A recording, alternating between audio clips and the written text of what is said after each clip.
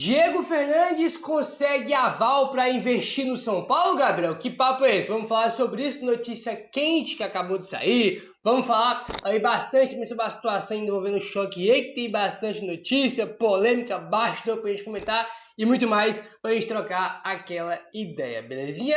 Tranquilão, meu parceiro? Então vamos embora para mais um vídeo. Ó, o negócio é o seguinte, estamos nessas polêmicas aí, né? Polêmica não, né? Polêmica é, polêmica que a gente vê em outros jogos, sobre o escândalo que aconteceu no Choque aí domingo. E aí a gente cobre que a diretoria de São Paulo, fala nossa opinião, nossa indignação aqui com tudo que aconteceu, né?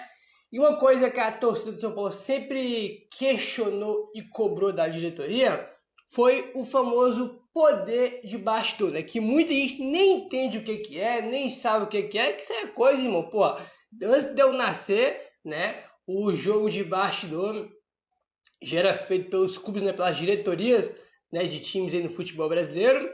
Não no futebol brasileiro, né? No geral, né? E, pô, isso é mais velho que, irmão, antes de eu nascer já existia isso. E depois do jogo do São Paulo contra o Palmeiras, começou a repercutir um caso, né, que ninguém fala, tá? Um caso que ninguém fala. E eu acho que esse caso aqui, ele vai explicar muito, né, sobre o que é o poder de bastidor, tá? Vamos lá. Olha só esse aqui. O árbitro Jean-Pierre, tá? Que ninguém nunca mais viu falar, e essa é a questão. O Jean-Pierre é aquele careca, né? Que a galera até falava que ele parecia o Vin Diesel, porque ele parece mesmo, né? O árbitro Jean-Pierre foi afastado pela CBF após um erro grave em Atlético Paranaense e Palmeiras, em julho de 2023, a não expulsar o Zé Ivaldo por uma cotovelada. Ele não apita jogos nacionais desde então, mas tem atuado apenas em competições locais e estaduais em 2025. Teve um jogo Atlético Paranaense e Palmeiras em 2023, eu lembrei desse jogo, foi até uma cotovelada que o Zé Ivaldo deu no Hendrick, tá? O Zé Ivaldo, meu, sentou a cotovelada no Hendrick, o Jean-Pierre que estava no campo, não expulsou o Zé Ivaldo. E depois disso, o cara simplesmente não apita mais os jogos importantes. O cara só apita estadual e campeonato local. Entendeu? É isso que a gente fala, por exemplo, do poder de bastidor. Quando o árbitro prejudica o Palmeiras, é isso que acontece, o cara não apita mais. Vocês estão vendo a diferença? É por isso que eu falo pra vocês. Existe uma diferença com o seguinte. Uma coisa o cara é, se eu prejudicar o São Paulo, o que vai acontecer? Tipo, se eu prejudicar o São Paulo, o presidente do São Paulo nem aparece, né? Fica escondido em rede social. O cara nem dá cara, não dá entrevista, ninguém nem sabe quem é o presidente do São Paulo porque ele não aparece. Ele aparece 2 dias depois com um videozinho no Instagram, isso que ele sabe fazer. Vai prejudicar o Palmeiras? Na dúvida vai marcar contra o Palmeiras? Aí acontece o que aconteceu aqui.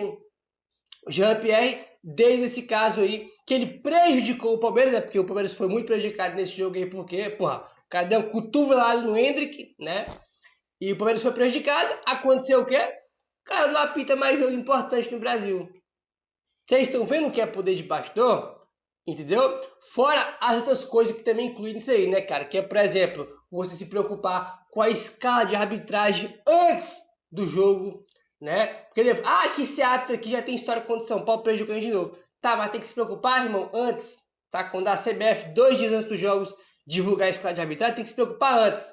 Tem que se preocupar que o Palmeiras jogou na quarta-feira contra o Vasco em São Paulo e o São Paulo jogou na quinta contra o Fortaleza lá no Ceará. Então, e os dois se enfrentaram 4 da tarde no domingo. Isso é poder de bastidor. Só que no São Paulo ninguém está preocupado com isso. Entendeu? Estão preocupados em vender cotia, né? Tá o Casares de Belmonte lá, né? Arrumando lá intriguinha, briguinha por causa de política, para ser o presidente de São Paulo que vem. Então, tipo assim, são muitos detalhes importantes, né, cara, que no final tudo vai contar. Poder de bastidor ganha clássico, ganha jogo, ganha campeonato. Entendeu? Vale título, irmão, vale campeonato. Poder de bastidor, irmão, sempre foi assim e sempre vai ser. Poder de bastidor não é você pagar para beneficiar seu time, né? É você não deixar prejudicar o seu time. Entendeu? É não deixar prejudicar o seu time. Como, por exemplo, a Leila Pereira faz, o Abel faz. Ninguém no Brasil faz isso tão bem quanto o Palmeiras. Algumas vezes de forma até suja, né? Como, por exemplo, o Palmeiras soltando notinha, dando de vítima, que é uma brincadeira depois do que aconteceu domingo, né? Mas os caras dão aula de bastidor. A verdade é essa, entendeu? Dão aula de bastidor. Entendeu? Então, tipo assim, é isso, vai errar contra o Palmeiras, vai acontecer isso aqui, ó. Vocês imaginam, rapaz, se tem um clássico no Allianz Parque, Palmeiras e São Paulo, Palmeiras e Corinthians, e todos os lances capitais do jogo fosse a favor do adversário do Palmeiras em pleno Allianz Parque. Imagina o que ia acontecer. Imagine se vários lances capitais do jogo fossem contra o Palmeiras, porque é sempre bom lembrar, né, cara, às vezes a rapaziada confunde. Ah não, mas que toda rodada tem polêmica de arbitragem. Toda rodada tem um lance de um pênalti que não é marcado, ou de um pênalti escandaloso que não é marcado. Cara, o jogo do São Paulo no primeiro domingo não foi uma expulsão e não foi um pênalti, foi 90 minutos. Todos os lances capitais do jogo foram a favor do Palmeiras. Teve um pênalti escandaloso não marcado por São Paulo, teve a expulsão do Andrés Pereira que o árbitro não expulsou, entendeu? Teve o Gustavo Gomes batendo em todo mundo e foi tomar cartão aos 40 do segundo tempo, deu cotovelada, arrebentou o nariz do tapa, não aconteceu nada, deu um pisão no tapa no primeiro tempo que o árbitro nem falta marcou, entendeu? O primeiro gol do Palmeiras, né, que tem a discussão se foi falta ou não, mas essa é a questão, né? Tem a discussão, mas todas foram o quê? A favor do Palmeiras. Na dúvida, nenhum foi pro São Paulo, né? Na dúvida, nenhum foi pro São Paulo, todos foram pro Palmeiras. Então, tipo assim, não foi um lance aqui, um lance ali, foi 90 minutos de erros, todos contra o São Paulo, tá? Então, esse lance aqui, né, essa situação aqui envolvendo o Jean-Pierre, né, que não apitou mais após ser prejudicado pelo Palmeiras, explica muita coisa, né? Explica muita coisa aí. Segundo o Rodrigo Matos do UOL, o presidente da CBF, Samir Chaldi, está insatisfeito com a arbitragem brasileira. Tá todo mundo, viu, Samir Chaldi? Se te informar, mas tá todo mundo insatisfeito aí.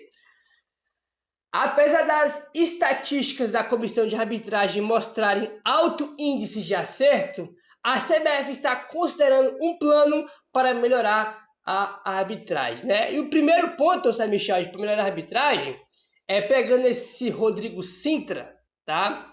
Que é o chefe aí que é o coordenador, na verdade, né, da comissão de arbitragem, né? Ele é o cabeça ali, né, da comissão de arbitragem, é o seu Rodrigo Sintra. A primeira coisa a se fazer é pegando o Rodrigo Sintra, irmão, e demitindo ele, porque ele é horroroso, tá? Horroroso aí. Já teve o Gaciba, que era ruim pra cacete, já teve outras pessoas também aí, né, sendo coordenador da arbitragem.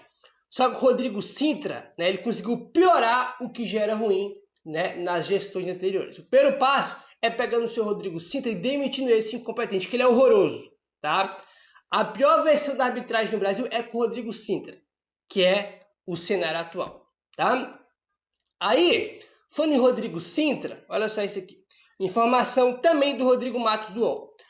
Diretoria da CBF precisou impor o afastamento dos árbitros de Bragantino e Grêmio e São Paulo e Palmeiras. Por que, Gabriel, precisou a diretoria da CBF impor o afastamento?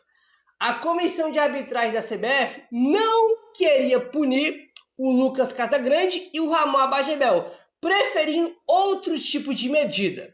O Rodrigo Sintra, que é o que eu acabei de falar, o Rodrigo Sintra, coordenador da comissão, defende que o afastamento não é o ideal, pois perde os árbitros na escala. Olha que cara, cada notícia que sai, as coisas só pioram. Né? A gente teve no mesmo dia do jogo, né, no domingo, a CBF soltando a nota, dizendo, né, que os árbitros aí de Bragantino e Grêmio e São Paulo e Palmeiras seriam afastados, né, para treinamento aí. Né? Aí agora tem informação, né, de que o coordenador da comissão de arbitragem, que é o Rodrigo Sintra, não queria, não concordava com o afastamento dos árbitros. Né? Aí teve que a CBF, as pessoas, né, de cima da CBF, a diretoria da CBF, teve que impor o afastamento. O Samir Chaldi, que é presidente da CBF, entendeu que pelo tamanho do erro, os árbitros precisavam ser mandados para treinamento. Tá? Então, tipo assim, o cara que é o chefe da arbitragem, que é o Rodrigo Sintra, falou, não, deixa eles aí, não precisa afastar não, senão vai faltar arte na escala da escala de árbitro para os jogos seguintes, então não vamos punir não.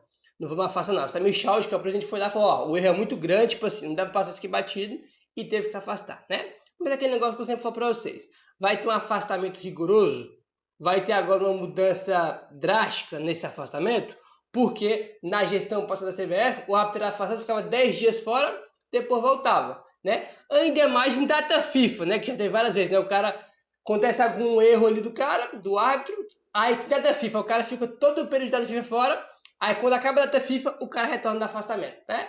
A gente não é otário, né? A gente já conhece já os modos operantes da CBF aí de muito tempo, porque a gente tá falando de nenhuma... Não estamos falando de nada de novo, né? Esse tipo de afastamento já aconteceu 1 milhão de vezes. Inclusive, aconteceu com o próprio Ramon Abate-Abel em 2024, ano passado, quando ele marca um pênalti escandaloso. Para quem será? Para o Palmeiras, né? Foi Palmeiras e Fortaleza. O Ramon Abate-Abel marca um pênalti escandaloso para o Palmeiras. Depois ele é afastado. Dias depois, aconteceu o quê? Ele tá apitando de novo, né?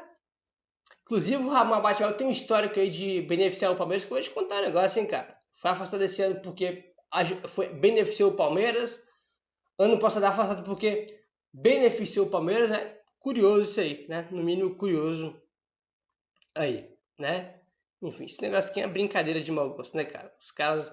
O Rodrigo Sintra não querer afastar os árbitros é demais. Por isso que eu falei, esse aí tem que mandar embora, tá? Ah, o que faz melhor a arbitragem? O primeiro ponto é mandar esse cidadão embora, que ele é horroroso, tá? Ele é pior que Gaciba e que os outros que estavam aí em anos anteriores na CBF.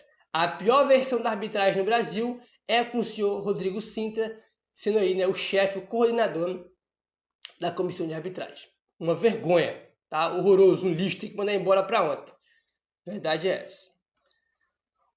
Já que a CBF está mudando calendário, né, fair play financeiro, faça alguma coisa dessa vez com a arbitragem, né? Porque não adianta ter fair play financeiro, melhorar calendário, sendo que a arbitragem entra em campo e decide quem ela quer que ganhe o jogo, como aconteceu, né, contra o Grêmio Bragantino no sábado, aconteceu o São Paulo no primeiro domingo, né? E vai continuar acontecendo enquanto ninguém não fizer nada em relação a essa arbitragem, né? Enfim, vamos seguindo aqui agora, rapaz, e bora falar sobre esse negócio envolvendo o empresário Diego Fernandes, porque temos notícia aqui sobre isso, tá? Vamos lá, rapaziada, olha só.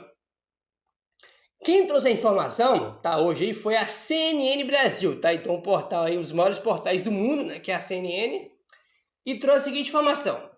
Diego Fernandes, empresário responsável por articular a vida de Ancelotti à seleção brasileira, já tem o aval de alguns investidores são paulinos e de um banco brasileiro para investir no São Paulo, segundo a apuração da CNN Brasil. O entrave central é enxergado pela parte política. A atual gestão do São Paulo dá prioridade a conversas com a Galápagos Capital. A entrada do grupo, né, do Diego aí é visto como uma concorrência de mercado, tá? Então, vamos lá. Para quem não lembra, né, tinha saído a informação de que o Diego Fernandes, né, inclusive ele estava no jogo do São Paulo contra a LDU, né, que a gente foi eliminado. Ele é um empresário, né, cara, aí, né, mercado financeiro, enfim. Um cara muito grande, muito bem sucedido. E ele tinha essa informação que ele tinha interesse, né, cara, de juntar investidores, né, cara, do mercado financeiro para poder tentar, né, entrar e investir no São Paulo, né, assumir o São Paulo aí. Só que para ele assumir o São Paulo, ele tem que virar SAF, né, porque, né, São Paulo hoje não pode ser comprado, ser vendido, porque não é uma SAF. Aí a gente falou, pô, é cortina de fumaça. Gabriel, tu acha que é cortina de fumaça? Eu acho que não, porque a informação, ela vem de fora do São Paulo. Como assim de fora, Gabriel? A informação é que existe um empresário e ele tem interesse. Não tem informação de que ele fez proposta, não tem informação que ele está negociando nada com o São Paulo. A informação é que tem um empresário que é o Diego Fernandes, que ele tem interesse, né, em, em algum momento, entrar, assumir no São Paulo. Assumir o São Paulo e investir no São Paulo. Então, eu acho que não é cortina de fumaça porque não é algo que vem de dentro do São Paulo. Tanto que tem informação aqui, né? Que o entrave enxergado é a política do São Paulo. Então, tipo assim, é algo que o empresário tem interesse, mas existe uma política ali que é difícil de entrar, né? E outro ponto que é importante é a atual gestão do São Paulo dá prioridade a conversas com a Galápagos Capital, né? Que é a empresa aí, né, que gera aí, né, o FIP, né, caso aconteça que é um investimento em Cotia, que gere também o FIDIC, né, que é para pagar as dívidas bancárias do São Paulo. Então, tipo assim, a informação que já tinha a informação que ele tinha interesse, né, de investir no São Paulo, e agora essa informação que ele tem já aval de investidores e de um banco brasileiro para investir no São Paulo, né? Assim, eu acho que 2 pontos. Eu não acho que é cortina de fumaça, mas eu também não acho que vai acontecer que ele vai conseguir entrar no São Paulo, que ele vai conseguir investir no São Paulo. São duas coisas diferentes. Eu não acho que a cortina de fumaça seja uma mentira, né? Ah, tô inventando. Não acho, né? Pelo tipo de informação, eu acho que é possível o cara querer investir no São Paulo. Pô, se o São Paulo foi, irmão, abrir um espaço, né, para poder ter um investidor, vai aparecer uma porrada de empresa, uma porrada de investidor para investir no São Paulo. Várias pessoas vão querer, né? Só que o São Paulo é fechado a isso, entendeu? Então o Diego Fernandes querer investir, entrar no São Paulo, é algo completamente plausível e normal. Várias pessoas grandes no mercado também têm esse interesse, né? Por associar-se numa marca igual ao São Paulo, né? Alguém querer associar a sua empresa, a sua marca a um clube igual ao São Paulo, que tem a terceira maior torcida do futebol brasileiro, né? Então qualquer pessoa vai querer isso, entendeu? E outra, né? Assim quando tinha essa informação do Diego Fernandes, né, a primeira vez, logo depois já tinha sido informação que a diretoria do São Paulo tinha negado que tinha conversas, negociações com o Diego Fernandes. Então, tipo assim, já era o São Paulo afastando já essa possibilidade. Então não acho que seja cortina de fumaça por conta disso. A gente tem que entender, rapaz, de onde vem a informação, tá? De onde vem a informação, quem que tem interesse na informação e no contexto todo pra gente falar se é cortina de fumaça ou não, né? Tem que saber disso aí. Ah, o Marcos Leonardo era cortina de fumaça? Podia ser, porque era algo de dentro do São Paulo. O Diego Fernandes não é, né? Apesar que eu acho que não vai acontecer esse negócio do Diego Fernandes entrar no São Paulo por causa da política do clube, né? Mas enfim. Meu querido, se inscreve no canal, deixa o like, valeu, tamo junto e saudações tricoletes.